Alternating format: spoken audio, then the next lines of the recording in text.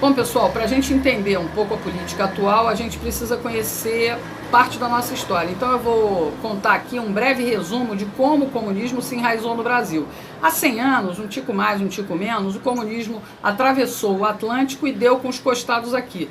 Atingiu em cheio intelectuais como Jorge Amado, Graciliano Ramos, Mário de Andrade, Pagu, Portinari, Carlos Drummond de Andrade, Oscar Niemeyer, o arquiteto, Tarsila do Amaral e o psiquiatra Osório César. Ah, pessoal, essa lista é enorme. Jornalistas e escritores sofreram uma forte influência do blá, blá, blá da Revolução do Proletariado, que a turma lá da Rússia difundia na vizinhança, gente que contaminava o ambiente cultural na Europa. Aqui a gente só macaqueava esses intelectuais. Os anos 20 foram frenéticos e a primeira ação concreta de difusão dessas ideias veio com a Semana de Arte Moderna de 1922. Revolução estética na literatura, artes plásticas, música com Villa-Lobos, arquitetura com Niemeyer e psiquiatria. Os modernistas diziam que o Brasil precisava ter identidade própria nas artes. O negócio era romper com os clássicos. Claro, isso tudo trouxe mudanças comportamentais.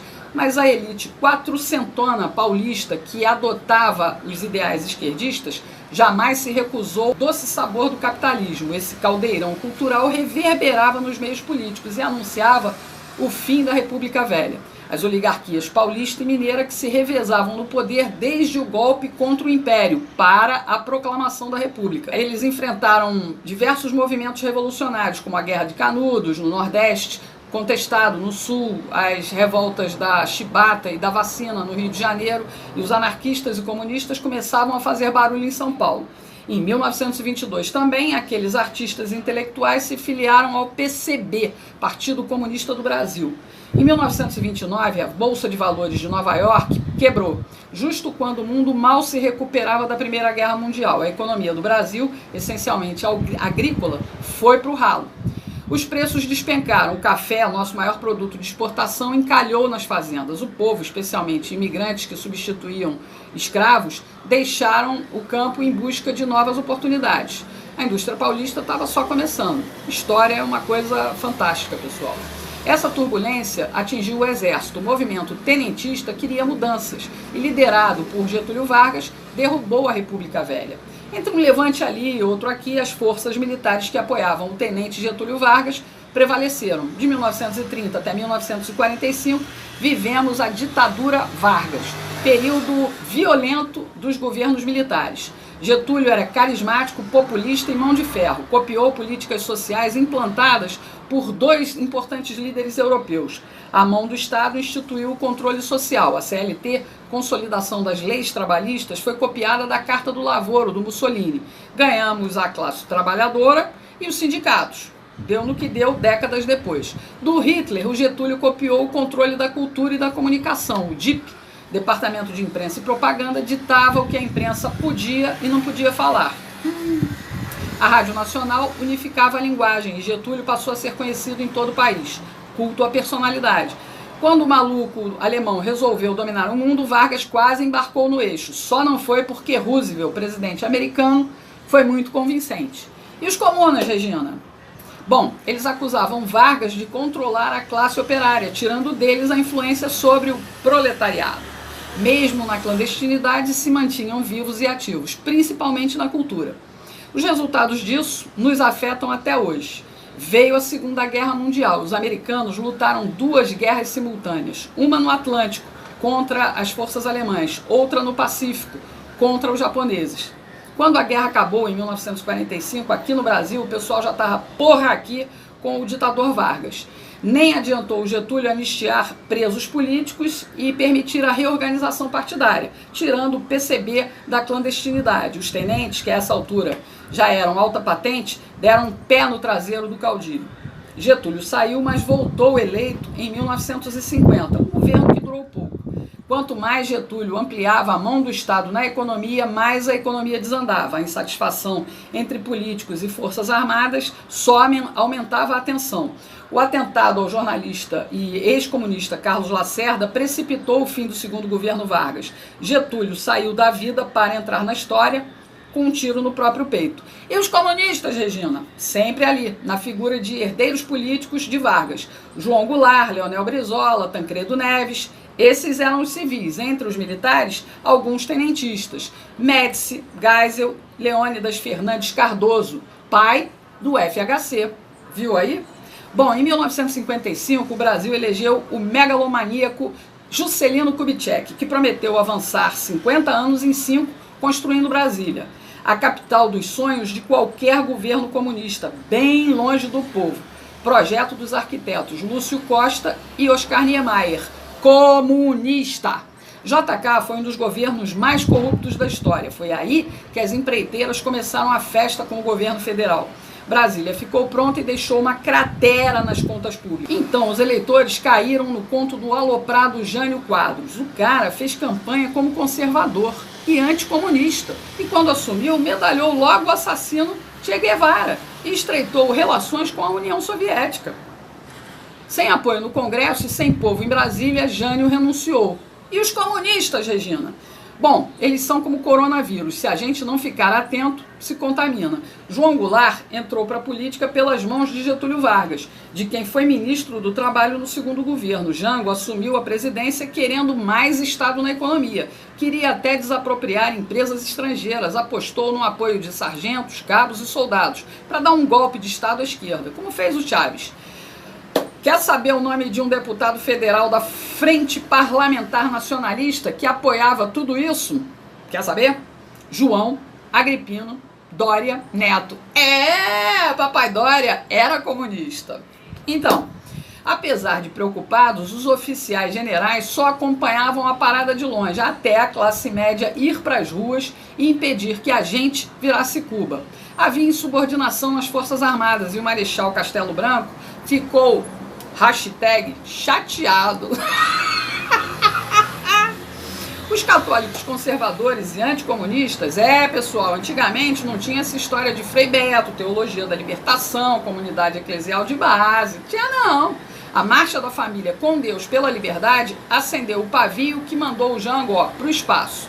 Um general lá de Minas até saiu com as tropas disposto a pegar o Jango no tapa. Dizem que o Jango era meio cagão, sabe?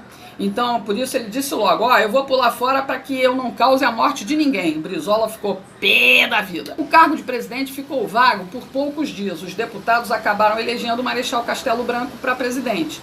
Lembra que o Bolsonaro contou essa história na campanha? Pois é, o Castelo começou a pôr ordem na casa. Imaginava ele que, contornando a crise política, podia restabelecer e consolidar a democracia. Castelo fez um grande favor ao país quando determinou que só podiam existir 2 partidos, Arena, Aliança Renovadora Nacional, e MDB, Movimento Democrático Brasileiro. Não tinha fundo partidário, não tinha fundo eleitoral, tá legal, pessoal?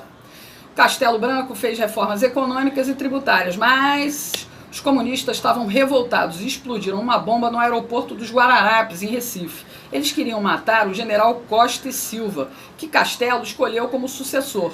Castelo era antifascista e, antes de entregar a presidência, fez a Constituição de 1967 e foi bonzinho. Não colocou lá qualquer ato institucional nem dispositivo autoritário.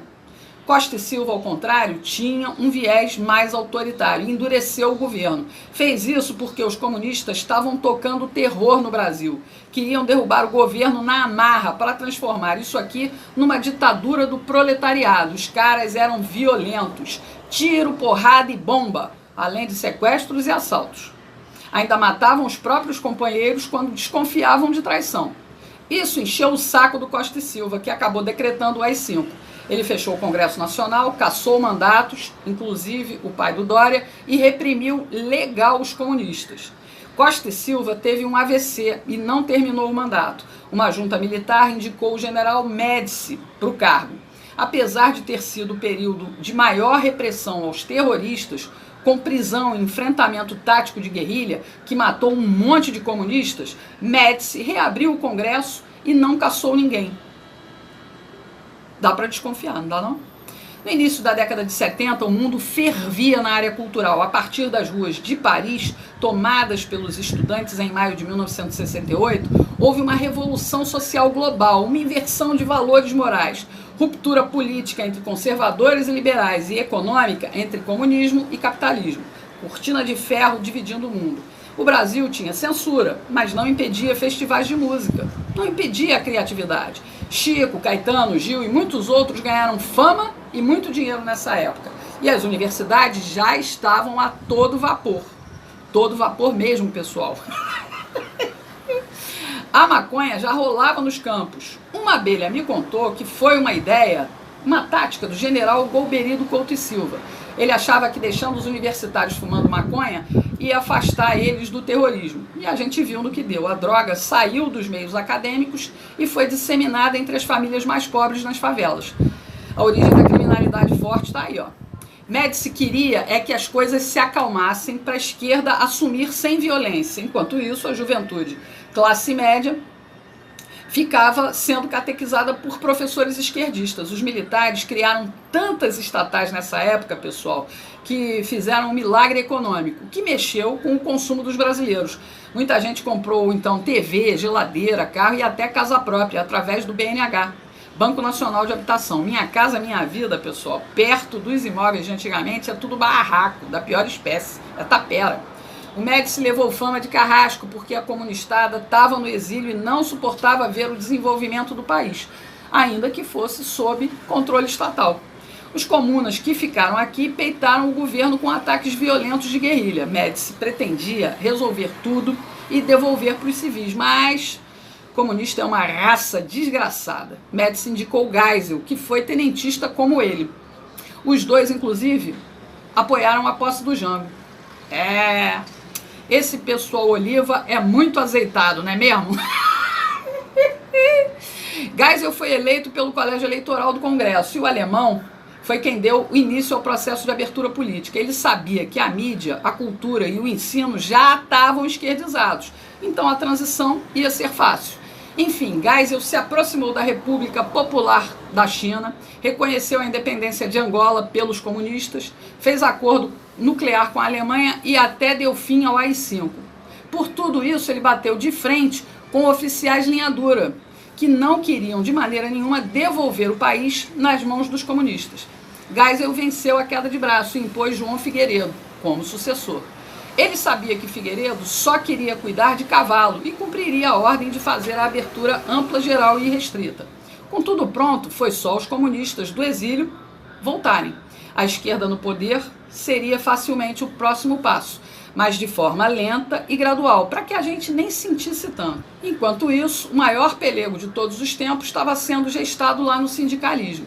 Nossa esquerda aprendeu a agir sem tanta pressa. Aturamos o Sarney, pessoal, por 5 longos anos, em troca de uma Constituição social-democrata, nome bonito para esconder a ação nefasta da esquerda comunista.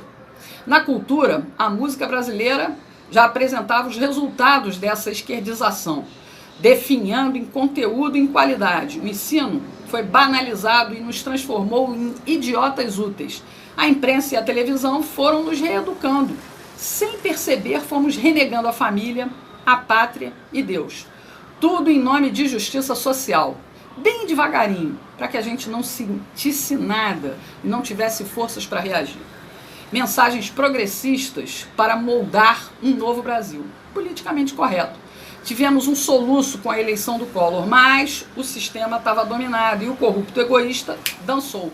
Surgiram os cara-pintadas manipulados pela minissérie Anos Rebeldes da Rede Globo, lembra? O Plano Real colocou dinheiro no bolso da sociedade e estendeu o tapete vermelho para a social-democracia. Elegemos Fernando Henrique, o sociólogo, filho de um tenentista. Ele abriu o caminho para o analfabeto sindicalista bem adestrado pelo socialismo. Lula instaurou a supremacia da estrela vermelha, onde empresários corruptos alimentavam políticos corruptos. Políticas populistas fecharam os olhos do proletariado. O governo finalmente dita regras sociais sem qualquer contestação. De novo, a política personalista em ação. Hoje, na música popular, Marcelo D2, Anitta, Ludmilla estimulam o consumo de drogas. A ideologia de gênero é cantada em prosa e verso pelo desafinado Pablo Vittar. Lixo cultural. A gente engole isso toda hora. Começamos a dar sinais de reação quando votamos em Jair Bolsonaro para a presidência da República. Mas o estrago da ideologização política, pessoal, continua atrapalhando. E não permitiu o serviço de limpeza completo. Continuamos errando nas urnas, mantivemos um monte de comunistas, socialistas, progressistas e liberais, tudo junto e misturado lá no Congresso. Gleisi Hoffmann, Maria do Rosário, Paulo Pimenta, Ranolfo Rodrigues, o cuequeiro José Guimarães, Cid Gomes, Marcelo Freixo, Tabata Amaral, o namorado da Fátima Bernardes, o João Campos, filho do Eduardo Campos, o Kim Kataguiri do MBL, a tal da Talíria Petroni e muitos outros, muitos outros. Essa Talíria, inclusive, pessoal, é professora de história, igual ao Freixo. Depois que o secretário de Cultura do governo conservador de Bolsonaro fez a cagada de gravar um vídeo com estética nazi, a esquerda aproveitou para juntar mais um xingamento contra nós conservadores. Agora, além de fascistas, viramos nazista na boca dessa gentalha comunista. Tudo com o apoio velado de Rodrigo Botafogo Maia, que faz conluio com essa gente, com o Centrão, para derrubar pautas conservadoras do Bolsonaro e para derrubar também ministros como o Weintraub e a Damares. Mas, para mostrar diferença entre nazismo e comunismo, a tal da Talíria até publicou uma homenagem ao genocida Lenin e ao ideólogo da política cultural nazista, comunista, fascista, Antônio Gramsci. Enalteceu o chorume do lixo da ideologia que destrói a inteligência, que matou mais de 100 milhões de pessoas. Marcelo D2 ainda disse que a gente tinha que ter gravado na testa com faca a palavra nazista. Entendendo tudo isso, você vai finalmente compreender que a nossa liberdade começou a voltar para as nossas mãos a partir da internet. Abrimos a porta de fuga da ditadura da mídia jornalística e cultural. Ganhamos voz e ecoamos nossos pensamentos e valores cristãos, conservadores, aqui, pela internet. Entendeu por que o sistema odeia tanto tudo isso? Bolsonaro entrou para desviar a rota que nos levava para o comunismo, mas os comunas de capitalismo não se dão por satisfeitos, não dão trégua. Veja o caso do governador de São Paulo, João Dória. Ele é empresário de lobby. Isso mesmo, lobby. Esperto como ele só, criou o LIDE, Grupo de Líderes Empresariais. Ele viveu sempre, a vida toda, de promover encontros entre industriais, empreiteiros e banqueiros com o poder público, os políticos. Entendeu a jogada? A empresa recebe altas comissões por isso. Depois do mensalão e principalmente depois do escândalo do Petrolão, as coisas ficaram mais vigiadas e mais discretas. Aí o que fez o João Dória? Decidiu ele mesmo entrar no poder público. Primeiro, com seu jeito engomadinho, milionário ostentação, engambelou os paulistas, que acreditaram que ele seria o prefeito ideal para governar São Paulo. Mas a ambição do Dória, a gente sabe, é bem maior. Em 15 meses ele deixou São Paulo para trás nas mãos do progressista Bruno Covas e partiu com tudo para a candidatura a presidente. Mas o PSDB de Geraldo Alckmin disse não e ele, a contragosto, acabou brigando pelo governo do estado de São Paulo. Dória mostrou logo na entrada todo o seu viés esquerdista totalitário e patrimonialista, que não vê diferença entre o que é público e o que é privado. Olha o que ele fez no Palácio do Governo. Pegou uma decoradora e mudou toda a estética clássica do Palácio Bandeirantes. As mudanças físicas custaram mais de R$1,5 milhão para deixar tudo bem parecido com palácios de estilo autoritário, como a estética nazista, fascista, comunista. Basta comparar essas fotos disponíveis na internet. Mas Dória e Alckmin, Alckmin e Dória são iguais, representam o mesmo tipo de política nefasta, só que Dória vai numa velocidade destrutiva muito mais rápida. Tudo pela fixação, pelo poder da presidência da República, é lá que ele quer estar. Tanto que loteou o governo de São Paulo para fazer uma grande base e vai continuar costurando alianças, seja com quem for, com Botafogo Maia, com Amoedo ou Luciano Huck. Dória não tem limites, pessoal. Rodrigo Maia também não, viu, pessoal? Ele flerta até com Ciro Gomes, tudo porque ele quer chegar na vice-presidência. Eles só querem uma coisa: poder. E isso bota a mão deles no cofre do governo federal.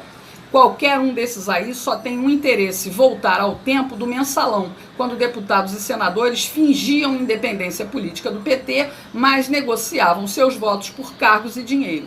Eles querem tudo como antes da Operação Lava Jato. Os acordos estão sendo fechados. E para alcançar os seus objetivos, Dória se elegeu enganando novamente o eleitorado paulista. Discursinho anticomunista e conservador, apoiado no Bolsonaro. Como o povo não perdoa traidores, ele vem, perdendo popularidade. E agora está usando mais dinheiro público para tentar ocupar o Palácio do Planalto.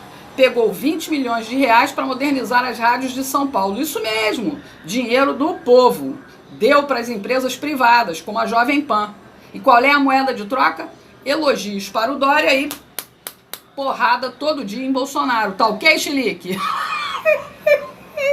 Não acabou não, pessoal. Ele sabe que a nossa independência da mídia tradicional continua acentuada na internet. E olha o que ele fez agora. Olha o que ele fez. Olha o que ele fez.